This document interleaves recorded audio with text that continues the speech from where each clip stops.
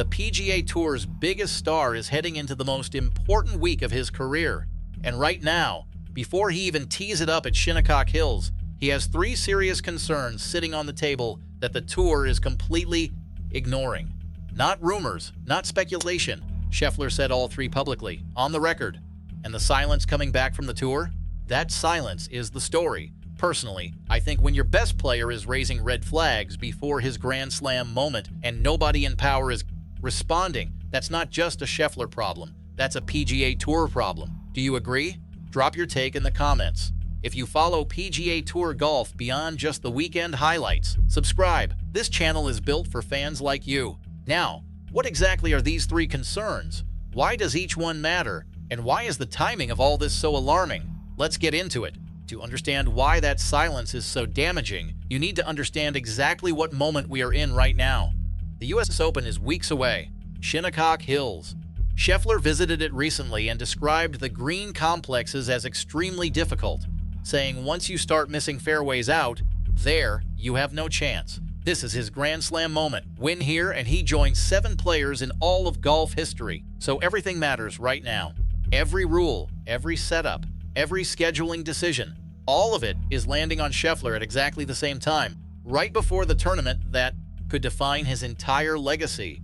And the 3 concerns he raised publicly are not random complaints.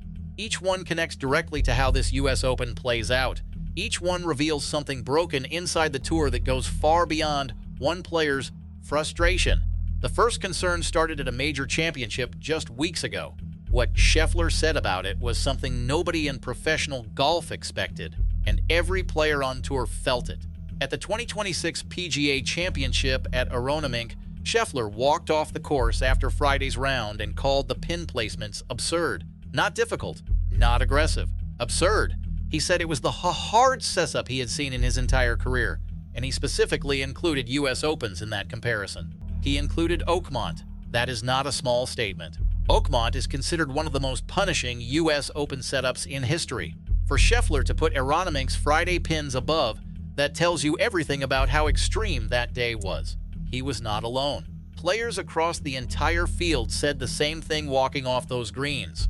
Analyst Jamie Diaz publicly backed his assessment. The setup was not testing elite shot making, it was punishing players for attempting it. Good shots were not being rewarded. Dangerous positions were appearing even from perfect strikes. The response from the PGA of America? Nothing. No acknowledgement. No adjustment. No conversation with players afterward. Now here is where the timing becomes genuinely alarming. The US Open is run by the USGA, the same governing body pushing through another major change Scheffler has already warned about publicly. Shinnecock Hills has 0 margin for error. Scheffler said it himself. After experiencing what he called the most extreme setup of his career at the PGA Championship, he now walks straight into a US Open, where the pressure on setup will be even higher. One governing body already ignored him. Now he faces another one at the biggest moment of his life. That would be enough to make any fan seriously concerned. But the second concern Scheffler raised does not just affect this US Open. It affects the entire competitive structure of professional golf. And the specific number he put on it changes everything. At the Memorial Tournament press conference, Scheffler addressed the golf ball rollback directly. Calm, measured, but what he said landed hard. He told the media he understands some of the principles behind it. He is not against the concept entirely, but his warning was precise. The rollback will not affect all players equally. For shorter hitters, the impact will be close to 0. For bigger hitters, the distance loss could reach 15 to 20 yards off the tee. 15 to 20 yards at professional level is not a small adjustment. That completely reshapes which players are competitive at which venues. It does not level the playing field. It tilts it in a completely different direction. Players who built their entire games around length suddenly face a different sport. Players who never relied on distance gain a structural advantage they never earned. Scheffler said it plainly. That kind of uneven impact creates serious issues inside the game when you start changing the rules this way. The governing bodies announced this rollback years ago and set 2028 as the date. But genuine player consultation never happened. The decision was made. Players were informed. And now, with less than 2 years until it lands, the fairness problem Scheffler identified is sitting there completely unanswered. 2 concerns, 2 silences, 2 governing bodies making game-changing decisions without meaningful input from the man who currently sits at the top of the sport. Most players would stop there. Scheffler did not, because the third concern is the most personal one, and when you understand what the tour's restructuring could actually take from him, the silence stops being just disappointing. It becomes indefensible. The PGA Tour is building a 2-tier system. Track 1 covers around 20 to 22 elite events with purses of at least $20 million. Track 2 sits below that level. The plan being discussed would strongly discourage or outright prevent top-tier players from dropping down to compete in Track 2 events. On paper, for most players, that structure makes sense. But this is where Scheffler's situation becomes something different entirely. The CJ Cup Byron Nelson sits at Track 2 level, and that tournament is not just another event on his schedule. Scheffler grew up watching it. It was one of the first times he understood what professional golf could look like.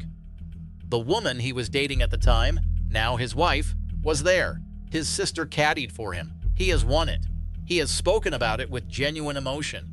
The tour's restructuring would tell him he can no longer play it. Not because of his form, not because of eligibility, simply because of where it sits in the new structure that leadership built, without asking him.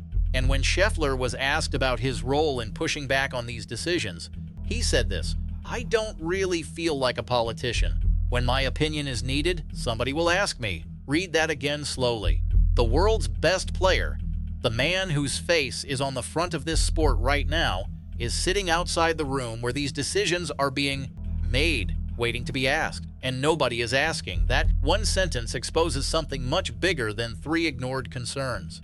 Because what is happening inside the PGA Tour right now is not just about Scheffler. And once you see the full picture, the big trouble in that title stops feeling like an exaggeration. Here is the real crisis.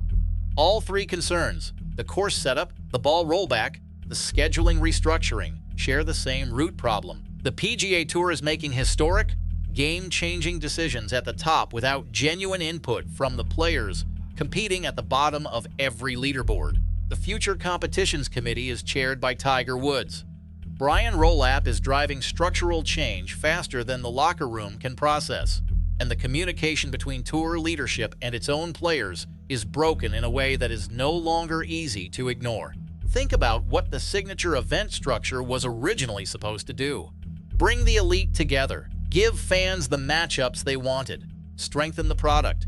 Instead, Scheffler and McIlroy, the 2 biggest names in the sport right now, have not played together in a single one of the 3 signature events staged between the Masters and the PGA Championship this season. Not one. The calendar is so congested and politically complicated that the tour's own premium product is suffering. Television ratings have recovered. McIlroy completed his Grand Slam. On the surface, everything looks healthy. But underneath, the pressure between players and leadership has been building quietly. And Scheffler's 3 public concerns are the loudest signal yet that the foundation has a serious crack running through it. No deal with LIV in sight. A 2-tier restructuring that players were not genuinely consulted on. A ball rollback that creates an uneven competitive landscape. Major championship setups that punish rather than reward elite play. All of it colliding at once. And all of it colliding right now in the weeks before the US Open, while the man at the center of every single one of these issues is chasing something only 6 players in history have ever achieved. Scheffler walks onto that first tee at Shinnecock Hills carrying all of this, a governing body that ignored his setup concerns. Another governing body implementing a rollback rule he called fundamentally unfair, a tour structure that could take away a tournament that shaped who he is, and a leadership system that has not put him in the room where any of these decisions were made. If he wins at Shinnecock Hills, the celebration will be everywhere. It will be one of the great moments in modern golf history. But the 3 concerns he raised before walking onto that tee, and the silence that met every single one of them, will still be sitting there when the trophy is lifted. That is the real story. Not just what Scheffler wants, but whether the PGA Tour is actually listening to the people who make this sport worth watching, or whether it is too deep inside its own, restructuring to hear them anymore. The question worth debating is this: if the tour keeps operating this way, ignoring its own best player on issues this significant, how long before the cracks become impossible to hide? Tell me what you think in the comments. And if you want honest coverage of what is actually happening inside professional golf, not just the leaderboard, but the real story behind it. We are building something here for fans who care enough to look deeper,